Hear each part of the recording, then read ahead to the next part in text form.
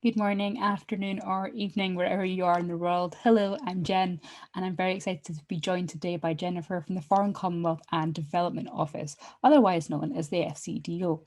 Now, you may have heard their name mentioned quite a lot in the news recently, so we wanted to get them on for a quick chat and to ask them a few questions. Jennifer, thank you so much for taking the time to chat with me today. Perhaps you could get started by letting us know what the FCDO does and how decisions are made.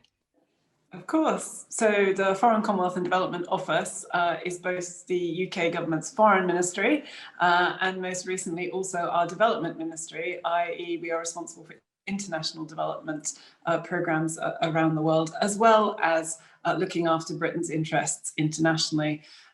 In the case of me, I am responsible for our consular services around the world. That means that I am responsible for the delivery of support to British nationals should they get into difficulty around the world, be it either individually or in times of crisis. Excellent, thank you. Now, let's talk coronavirus. This is understandably one of the biggest factors when it comes to travelling at the moment. But if there are travellers out there who are planning a trip, what should they be looking out for? So I think when anyone in the UK in particular is planning a trip at the moment, they need to start by thinking about the relevant UK travel guidance. And that guidance is issued either by individual nations, England, Scotland, Wales, Northern Ireland, or indeed by the local regional levels and tiers. So that has to be the starting point at the moment in terms of planning any trip, be it in the UK or be it internationally. When it comes to travelling internationally, this is a very unusual time. That is partly because of coronavirus itself and the health risks that it poses, but also because of the way it's affected international travel. Now, we provide travel guidance. We call it our travel advice on the gov.uk pages. We do it for 220 different countries and territories around the world, and that's our recommended starting place. Wow, it's a lot of territories. Now, you mentioned in there a little bit about travel advice and planning.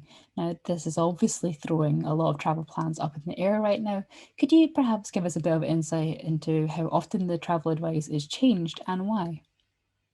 Of course. So, as I said, we provide assistance, guidance in the form of our travel advice on gov.uk. We have 220 individual pages for various countries and territories, and we also provide some general guidance as well. Our advice is only that, it is advice, but we strongly recommend that anyone who's intending to travel looks at it before they plan their trip, and certainly before they start their trip. And that they subscribe to those pages to make sure that they get any updates as their trip progresses. Oh, that's really helpful, thank you. And how is that travel advice decided then? So our travel advice consists of various components. The core of it is advice on the situation in any one country, the relevant laws, the local travel environment, the local context. And that is provided by our network of embassies and high commissions and consulates around the world. On top of that, we provide quite specific guidance in certain situations, be it either for security or for health reasons. And we draw on a range of specialist advisors for that kind of advice. In the context of health, and particularly COVID-19, coronavirus at the moment, we draw on the advice of Public Health England and a group called the National Travel Health Network and Centre, or NATHNAC. And PHE and NATHNAC have a specialist advisory service that we draw on for individual country health advice. Okay, cool. So it sounds like there's a lot of information kicking around at the moment. Is there one centralized place where people can go to get the most up-to-date information? The central place is travel advice. Our travel advice page is on gov.uk, but you can reach them just by Googling Foreign Commonwealth and Development Office travel advice or the individual country page and travel advice. So Spain travel advice will get you to our country pages. That's perfect, thank you. I will make sure to pop those links into any description boxes, so if you missed them, don't worry, they'll be there for you when you come back. Now, one of the other things I'd love to chat to you about, Jennifer, is the fact that there's so many different terms kicking around at the moment, and we'd love your help demystifying them if you'd be up for it. Of course. Excellent, cool. Let's start with the one I get asked the most about, and that is all but essential travel. What does that actually mean? Absolutely. So I would start by saying that we only advise against all but essential travel when we feel there is an unacceptable risk to the British traveller. Now, historically, that was a relatively rare situation. In the case of coronavirus, it's something that we're doing much more frequently at the moment, but the focus is on unacceptable risk. We do not define what all but essential travel is. Ultimately, anyone who wants to travel needs to make that decision. But what I would say is it is advisory, and there is one level potentially beyond that, which is when we advise against all travel. So we're not saying you cannot travel, nor are we saying under no circumstances travel. Everyone needs to decide what essential travel means for them. That could mean you need to visit a sick relative. That could mean you've got an urgent piece of business that needs to be done.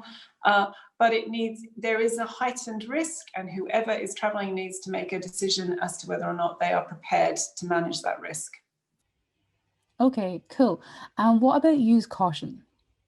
Well, again, it's not something we define. What we're saying is that anyone who, in that situation, you need to think about the kind of trip that you're going to be undertaking and make sure that any individual traveller has plans in place to deal with it. Now, what can that involve?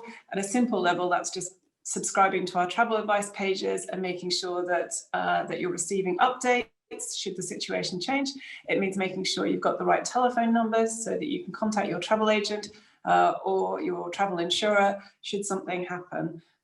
It's just about thinking ahead, recognizing that hopefully the trip will go smoothly, but it's not guaranteed. Thank you, that's really helpful. Hopefully that's helped clear a few things up. Now, I'd like to jump forward to 2021. A lot of us, myself included, are hoping to travel next year, fingers crossed. But we also know that there'll be a few additional things we need to take into consideration. So as of January, we all know that Brexit will come into effect, but how will that actually impact travellers? What should travellers be aware of when planning their trip?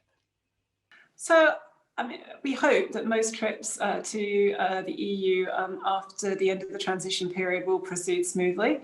Travellers obviously need to pay attention to whether or not there's any congestion at borders, particularly in the very early stages as we get used to new rules and processes. Travellers need to make sure that they've got enough validity in their passport. Most EU countries will require 6 months validity on a full passport, so still 6 months to go. And of course, you need to make sure you've got your travel insurance. Jennifer, thank you so much for your time today. I really appreciate you coming to chat with me. If anyone has any comments or questions, or perhaps they have other topics that they'd like us to have a look into, pop them in the comment section below, hit reply, and we'll do our best to check them out.